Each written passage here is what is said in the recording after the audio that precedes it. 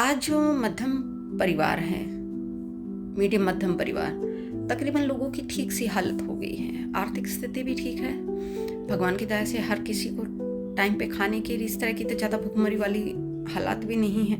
अगर एक परिवार का सदस्य ठीक सी जॉब पे लगा है तो सबको खाने को मिल जाता है, आराम से एक जीवन निकल जाता है। लेकिन समस्या घरों में झगड़े की बहुत है, और झगड़ा क्यों है ये भी सोचने की बात है।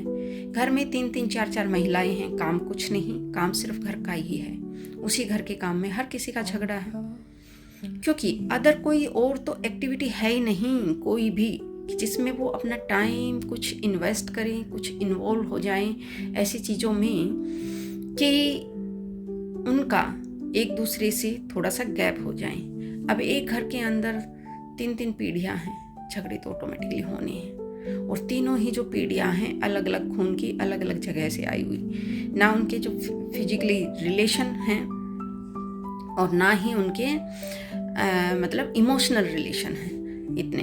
तो फिर आप किस हक से ये कहेंगे कि वो लोग बना कर रखें? नहीं चांसेज हैं। इसलिए अगर आपस में बना के रखनी है ना, तो इसके लिए एक ही चीज़ है जो आपको जोड़ सकती है, वो है कि कॉमन मिलकर कुछ ऐसे पैशन डेवलप किए जाएं, कुछ ऐसी चीज़ें की जाएं जिसमें तीनों पीढ़ियों का इंटरेस्ट कलेक्ट होता हो। लेकिन हर घर देखिए आप, इन पीढ़ियों में इंटरेस्ट कभी भी मिलता नहीं, क्योंकि हमेशा होता क्या है, आने वाली पीढ़ी पिछले वाली पीढ़ी से एडवांस होती है, थॉट में भी और एजुकेशन में भी और टेक्नोलॉजी के हिसाब से भी।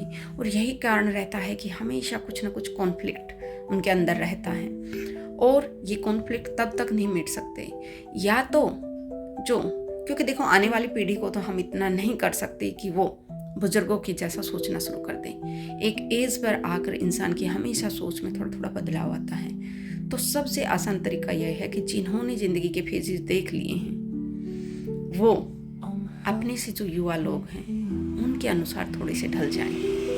ये नहीं कि हमेशा अपने विचारों को कि हम बड़े हैं, हमारी सुनो, तुम्हारा हक है हमारी बातें सुनना, इस तरह की बातें नहीं थोपनी। अगर थोपोगे तो सच्चाई यह है कि आपकी युवा पीढ़ी आपको नकार देगी। समझे?